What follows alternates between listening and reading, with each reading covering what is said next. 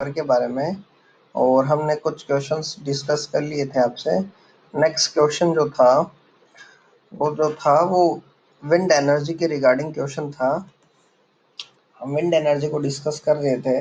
Wind energy की हमने थोड़ा बहुत इंट्रोडक्शन आपको दिया था, व्याख्या की थी उसके बारे में, ऊर्जा पैटर्न गुणांक भी आपको समझा था। मैं थोड़ा सा आपको रिपीट कर देता हूँ ताकि आपको थोड़ा सा रिवाइंड हो जाएगा उस चीज़ का। देखिए, जो विंड एनर्जी है जनरली किससे जनरेट होती है, हम सब ये चीज़ जानते हैं। विंड एनर्जी जो जनरेट हो रही है वो विंड के द्वारा हो रही है। जब हवा टरबाइन पर जब टकराती है तो टकराने के बाद क्या होता है, वहाँ पर वेलोसिटी उत्पन्न होती है। वो वेलोसिटी से गतिज ऊर्जा बनती है। वो गतिज ऊर्जा मैकेनिकल ऊर्जा की फॉर्म में टरबाइन पर जाती है। टरबाइन क्या करता है, जनरेटर पर जाती है। जनरेटर क्या कार्य करता है, मैकेनिकल एनर्जी को इलेक्ट्रिकल एनर्जी में कन्वर्ट कर देता है। तो बेसिक चीज़ क्या है, हमें किस किस चीज़ों की रिक्वायर पड़ती है यहाँ पर, यदि हम पावर प्लांट का इस्तेमाल करना चाहें और यदि स्टेब्लिश करना चाहें, तो सबसे पहले हम ये देखते हैं कि जो टरबाइन या फिर जो विंड प्लांट हम जो लगा रहे हैं उस एरिया में लगाना चाहिए जहाँ पर सबसे पहले ऊंचाई का स्थान हो। ऊंचाई का स्थान हो ये हम थोड़ा सा देखेंगे। दूसरा ये देखेंगे कि वहां पर हवा का जो घनत्व है, जो डेंसिटी है हवा की, उस एरिया में हवा ज्यादा आनी चाहिए। दूसरी बात, हवा ज्यादा आना चाहिए। तीसरी बात ये होता है कि यहाँ पर यातायात के जो साधन है, ट्रांसपोर्टेशन, वो इजीली अवेलेबल होने चाहिए। उसी के बाद हम उसका जनरेशन कर सकते हैं। यदि किसी फॉर एग्जांपल मानो कि इस प्लांट के अंदर जनरेशन में किसी भी तरह का कोई प्रॉब्लम आती है और वो जो मशीन है वो अगर कंपनी में भेजी जाती है, वहां पर कोई इंजीनियर आता है, तो लाने ले जाने के लिए ट्रांसपोर्टेशन हमें चाहिए। तो समझ में आ गई बात, हवा होनी चाहिए। दूसरा, डेंसिटी हवा की होनी चाहिए, ऊंचाई वाला स्थान होना चाहिए, वहां पर हवा अच्छी होनी चाहिए। नेक्स्ट, वहां पर यातायात के साधन अवेलेबल होने चाहिए और पोल्यूशन फ्री है ये, इसमें किसी प्रकार का कोई पोल्यूशन क्रिएट नहीं होता है। तो अब देखिए, इंट्रोडक्शन में क्या दिया गया है, जब भी हवा चलती है तो हवा चलने के साथ साथ क्या करती है, हवा अपने अंदर ही एक ऊर्जा समेटे हुए होती है। और हवा जब चलती है तो वहां पर गर्म हवा चलती है। सूर्य की किरणों को भी वो क्या करती है, अवशोषित कर लेती है, जो पृथ्वी पर गिरती है। जिससे क्या करता है, वो गर्म हवा जो है टरबाइन पर गिरती है। और टरबाइन क्या करती है, वहां पर जैसे हवा गिरती है वो टरबाइन क्या करती है, रोटेट करती है। अब टरबाइन जो रोटेट करेगी तो वही चीजें गतिज ऊर्जा जनरेट होगी। गतिज ऊर्जा जनरेट होने के कारण वहां पर क्या होगा, वहां पर टरबाइन लगा होगा, कपलिंग लगी होगी। मतलब टरबाइन से जो जुड़ी होती है वहां पर गियर बॉक्स रहता है, कपलिंग लगी होती है, जिससे जनरेटर जुड़ा होता है। आगे एक पूरा सिस्टम होता है। उस पूरे सिस्टम को क्या बोलते हैं हम, विंड पावर प्लांट। तो ये चीज थी इंट्रोडक्टरी पार्ट। अब आपको एक छोटा सा एक पार्ट समझा देता हूँ मैं आपको। स्टार्ट करने से पहले आपको डिटेल में सब चीजें पता होनी चाहिए ताकि आप वहां पर लिख सकें। मैं यहाँ पर सब कुछ डिस्क्राइब नहीं किया हूँ, बस केवल आपको समझा रहा हूँ, आप समझ सकते हैं वीडियो देख के। देखो, क्वेश्चन नहीं है लेकिन फिर भी मैं आपको समझा रहा हूँ। दो प्रकार की टरबाइन्स होती है वो हम देखते हैं। एक तो होती है ओरिजोनटिकल। ओरिजोनटिकल में जो भी पार्ट होता है, जो भी मशीनें होती है, हब होता है एक। हब क्या करता है, हब या विंड वेव एक कार्य करता है, हवा का जो डायरेक्शन है वो डिसाइड करता है कि किस डायरेक्शन में जो हवा है वो रोटेट कर रही है, उसी दिशा में उस ब्लेड्स को वो रोटेट करवाता है। डिसाइड कौन करता है, वो विंड वेव, ठीक है। अब उसके बाद वो रोटेट करेगी। रोटेट करने के साथ साथ हॉरिजॉन्टिकल में क्या होगा, जो भी मशीनरी पार्ट होते हैं वो सब क्या होता है, हॉरिजॉन्टिकली होते हैं। और ये क्या होता है, स्ट्रक्चर के ऊपर बने होते हैं, इसलिए इनका स्ट्रक्चर जो है मजबूत बनाया जाता है। क्योंकि इसमें जो भी मशीनें रहती है हॉरिजॉन्टिकल में, वो सब ऊपर होती है, जमीन पे नहीं होती, वो ऊपर होती है स्ट्रक्चर के ऊपर। और हॉरिजॉन्टिकली होती है तो उसका जो भी वजन है वो पड़ता है स्ट्रक्चर पे। अगर स्ट्रक्चर मजबूत नहीं होगा तो वो क्या हो जाएगा, डैमेज हो जाएगा प्लांट। तो स्ट्रक्चर मजबूत होना चाहिए हॉरिजॉन्टल में। अब बात करते हैं वर्टिकल में। वर्टिकल दो प्रकार की होती है, एक तो सेवोनियस और एक डेरियस। अब इसमें क्या होता है, जो भी अपने मशीनरी पार्ट होता है वो मशीनरी पार्ट सारा ग्राउंडेड होता है।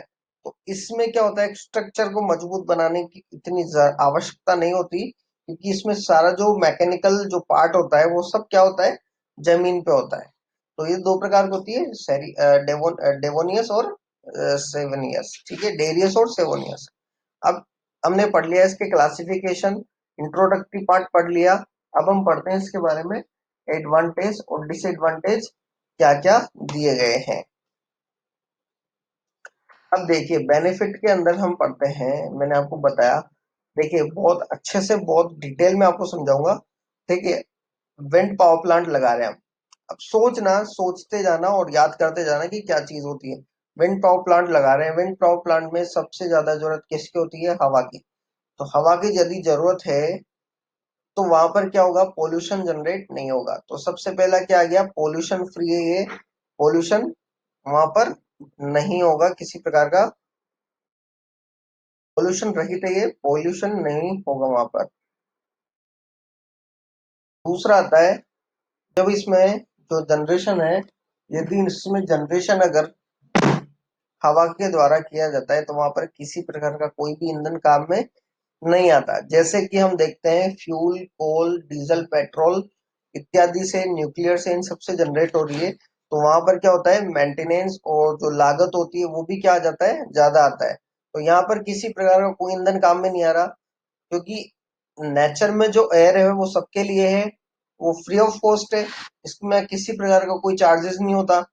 तो दूसरी बात ये है कि ये बहुत बेनिफिशियल है, रिन्यूएबल है, खर्चा कम आता है, मेंटेनेंस कम है, किसी प्रकार का कोई ईंधन नहीं लग रहा है इसके अंदर, तो सबसे सस्ता पड़ता है ये। तो थर्ड पॉइंट आता है इसमें, किसी प्रकार का कोई भी खर्चा नहीं आता। और फोर्थ पॉइंट आता है इसका, कोई भी विपरीत प्रभाव, नेगेटिव इफेक्ट इसका नहीं होता। यदि हम देखें कोई भी नेगेटिव इफेक्ट इसका होता है क्या, कोई भी नेगेटिव इफेक्ट इसका होता ही नहीं है। नेक्स्ट पॉइंट आते हैं हम, ट्रांसमिशन लाइन। इसमें ट्रांसमिशन लाइन लगाने की आवश्यकता होती है, इसीलिए इसमें ट्रांसमिशन लाइन के लिए थोड़ा सा खर्च आता है, बाकी ज्यादा नहीं आता है। अब यहाँ से जो जनरेट हो रही है इलेक्ट्रिसिटी, उसका उपयोग कहाँ पर किया जाता है। देखो छोटे छोटे गांव में ट्यूबवेल से या बोरिंग से पानी निकालने के लिए क्या होगा, इसका जो उपयोग है वो किया जाएगा, ये हमें पता है। इसका उपयोग किया जाएगा वहां पर जहाँ पर छोटे छोटे गांव होते हैं, जहाँ पर ट्यूबवेल से पानी निकालने के लिए, या फिर गांव में चारा काटने के लिए, थ्रेसर के लिए, या फिर इसका उपयोग डायरेक्टली घरों में भी, डोमेस्टिक पर्पज में भी इसका उपयोग किया जाएगा। एक मोस्ट एडवांटेज सबसे अच्छा मैं आपको बता रहा हूँ, इसमें देखो किसी प्रकार का कोई ईंधन हम काम में नहीं ले रहे, चाहे वो कोयला हो, चाहे फ्यूल हो, चाहे कोल हो, किसी प्रकार का कोई भी ईंधन हम काम में नहीं ले रहे। तो यदि हम ईंधन काम में ले ही नहीं रहे तो वहां पर डिस्पोजल की जरूरत नहीं पड़ेगी। यदि हम देखो कोयला लेते हैं थर्मल पावर प्लांट में, तो वहां पर क्या होता है, एश डिस्पोजल होता है, उससे राख बनती है। और राख को इकट्ठा करने के लिए एश कलेक्टर बना होता है, वहां से राख को इकट्ठा किया जाता है, फिर उस राख को आगे भेजा जाता है सीमेंट कंपनी में या खाद जहां पर बनता है। जबकि इसमें ऐसा कोई भी बड़ा सिस्टम नहीं होता, इसमें किसी प्रकार का कोई राख, एश, डिस्पोजल मटेरियल यहाँ पर बनता नहीं है। तो इसमें जो है ये सब चीजें, अनवांटेड जो खर्च आता है, जो विपरीत प्रभाव जो होता है वो इसमें नहीं होता है। पॉल्यूशन फ्री है, रीन्यूएबल सोर्स है, कहीं भी हम इसको लगा सकते हैं, ऑपरेट कर सकते हैं जहां पर हवा ज्यादा चलती है। तो ये थे इसके एडवांटेज जो हमने आपको अच्छे से बताया। अब मैं बात कर रहा हूँ इसके डिसएडवांटेज की, यानी कि लॉसेस की। अब देखिए, अब हम हानि बताएंगे, जो इसकी नेगेटिव इफेक्ट है वो सब बताएंगे। सबसे पहले आप ये सोचिए, हम ये नहीं कह सकते कि नेचर में जो हवा है वो हमेशा ही चलती रहेगी। कई बार ऐसा होता है, कई मौसम हमारे पास, वेदर एटमॉस्फेयर जो इंडिया का है वो तीन तरह से, बारिश का भी मौसम होता है, गर्मी का भी होता है और सर्दी का भी होता है। उसी प्रकार हम गारंटी के साथ ये नहीं बोल सकते कि जो नेचर में जो हवा है वो निरंतर चलती रहती है, ऐसा नहीं होता है। उसी प्रकार से हम सोलर पावर प्लांट के लिए भी बोलते हैं। बारिश के दिनों में जो सन जो सूर्य है वो आता नहीं है, तो वहां पर सोलर प्लांट का इस्तेमाल नहीं किया जाता है। इसी प्रकार हवा का इस्तेमाल में भी कई बार दिक्कत आती है, यानी कि सतत स्रोत ये नहीं है। और दूसरी बात, इसमें वायु की आवश्यकता होती है। विदाउट एयर हम इसके अंदर किसी प्रकार का जनरेशन कर ही नहीं सकते। देखो, इंटरकनेक्टेड पावर प्लांट में क्या होता है, 2 या 3 प्लांटों को एक साथ अटैच कर दिया जाता है। वहां पर विंड को, थर्मल को, सोलर को, यानी कि ऐसे सिस्टम बनाया जाता है कि यदि एक प्लांट बंद भी हो जाता है तो बाकी 2 प्लांट जो अलग अलग प्लांट है वो चल रहे होते हैं, तो जनरेशन वहां पर कंटिन्यू रहता है। किसी प्रकार को कोई भी रुकाव नहीं आता है वहां पर। अब यहाँ पर सिर्फ ये सिंगल पार्ट है, सिंगल जनरेशन है एयर के द्वारा। अगर एयर नहीं चलेगी, हवा नहीं चलेगी, तो जनरेशन बंद हो जाएगा, चल ही नहीं पाएगा। तो दूसरा नेगेटिव इफेक्ट ये है, क्योंकि पूरी तरह से डिपेंड करता है एयर। और दूसरा, अगर एयर चल रही है, अगर एयर की गति नहीं है, तो जब गति नहीं है तो वहां पर गतिज ऊर्जा बनेगी नहीं, और गतिज ऊर्जा बनेगी नहीं तो जनरेशन भी वहां पर हो नहीं पाएगा। तो सबसे पहले एयर होना चाहिए, और एयर के अंदर स्पीड होनी चाहिए जिससे कि गतिज ऊर्जा जनरेट हो। तीसरा, पवन चक्की का जो वजन होता है, जो बेस होता है, वहां पर जो स्ट्रक्चर होता है, वो स्ट्रक्चर मजबूत बना होना चाहिए। यदि मजबूत नहीं होगा, तो जैसे ओरिजोनटिकल मशीन है, उसका जो भी मैकेनिकल जो पार्ट होता है, गियर बॉक्स, रोटेटिंग मशीन या रोटेटिंग पार्ट जो भी रहता है, जनरेटर, वो सब स्ट्रक्चर के ऊपर बना होता है, उसके नीचे स्ट्रक्चर होता है, तो उसका पूरा वजन स्ट्रक्चर को झेलना पड़ता है। तो स्ट्रक्चर मजबूत होना चाहिए, यदि नहीं होगा तो वो क्या हो जाएगा, बैठ जाएगा पूरा प्लांट।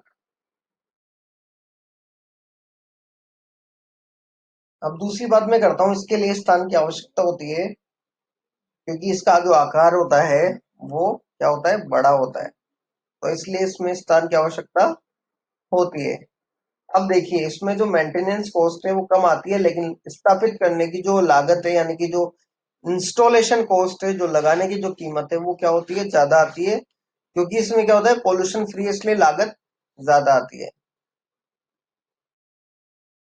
तो ये था हमारा, आपको जो बताया मैंने, विंड एनर्जी क्या होती है, और विंड एनर्जी के जो बेनिफिट हैं, वो बेनिफिट क्या क्या हैं, वो मैंने आपको बताया। उसके लॉसेस के बारे में भी बताया। आई होप आपको समझ में आया होगा।